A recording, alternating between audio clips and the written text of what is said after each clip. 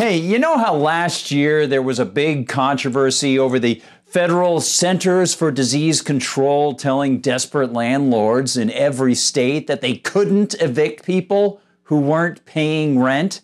Well, guess who made thousands as landlords during that period, even as they virtue signaled about the evils of landlords who wouldn't let tenants live in their places for free.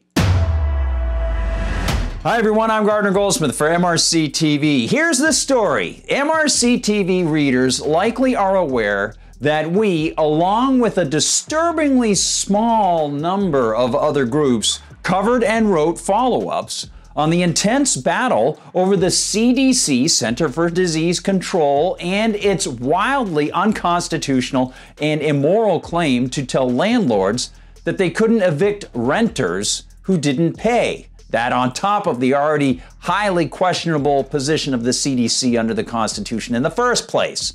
As I wrote in March of 2021, the Trump CDC sparked this big controversy in September of 2020. Specifically, I noted that it began thus. Quote, September 4th, 2020, when the CDC issued a temporary memorandum on landlords evicting tenants who had broken their contracts and not paid.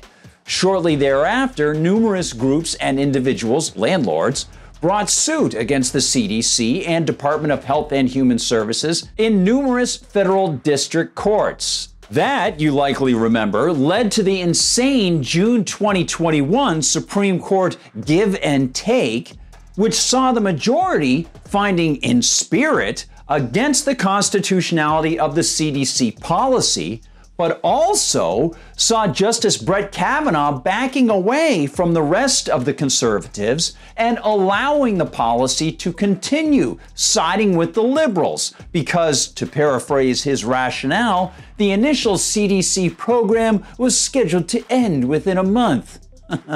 Oh, how nice. Well, subsequently, the Rochelle Walensky Army at the Centers for Disease Control decided to extend the moratorium against evictions, which, as the Federalist noted last year, was costing landlords approximately $13 billion per month. And so Justice Kavanaugh soon joined the rest of the conservative majority to call for it to end, because evidently, the unconstitutional nature of it wasn't really on his radar. For him, the key was whether the CDC so-called program was going to continue or not.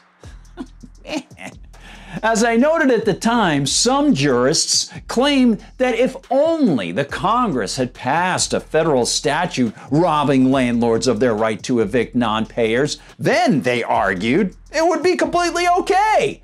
Which of course is absurd and runs contrary to the fact that Congress has no such power in the Constitution, whether they give it to the CDC or they try to do it themselves. And even if it were in the Constitution, that would be an utterly immoral and unethical move by any politician to vote for it. Well, a little more than a month later, I reported the news that a cadre of congressional leftists had proposed a bill to do a variation of pretty much that, with the virtue signaling politicians focusing on suspending the obligation of rent payment for renters. In other words, they wanted to federally legalize squatting during the so-called pandemic that, of course, was categorized as a pandemic by the rent-controlling CDC and federal government itself. The astounding part of that development was the fact that some of the sponsors of that bill to so-called protect renters, well, they were landlords themselves, and they had not voluntarily stopped collecting rent from their own tenants. As I wrote in August last year, quote, anyone looking for hints of thuggish hypocrisy will easily find it in virtually any government office, and they'll never experience a surfeit of it if they study Congress. Case in point, hardcore collectivist reps Rashida Tlaib, Democrat of Michigan, and Ayanna Pressley, Democrat of Massachusetts, who, among others, have co-sponsored a bill to prohibit landlords from collecting rent. But the inflaming insult that was added to that came in the fact that, as I wrote, quote, Tlaib and Presley both made oodles of cash last year as landlords while they bemoaned the plight of renters. And a major footnote on that 2021 bill is the fact that, sure, she wanted to cancel rent, and sure, she never lifted a finger to stop taking it from her own tenants, which I think is quite revealing. But get this, in her proposed legislation to ban collection of rent from that point on, the federal government would have reimbursed landlords like her. In other words, under her paradigm, it was okay to collect during the eviction moratorium. Then, if her 2021 bill were to pass, she would be reimbursed by taxpayers when she was prevented from collecting. She literally wanted to pass a bill to give herself taxpayer money as a landlord, making you pay for her property. And now, the 2022 follow-up that only emerges from a few news sources comes to the fore. Fox News' Joe Skofstall reports, quote, Representative Rashida Tlaib, Democrat of Michigan, has pocketed up to $100,000 in rental income during the pandemic, despite pushing to cancel rent, according to disclosure forms reviewed by Fox News Digital. Tlaib filed her latest annual financial disclosure report Thursday, which reveals she collected between $15,001 and $50,000 in rental income from a Detroit property in 2021.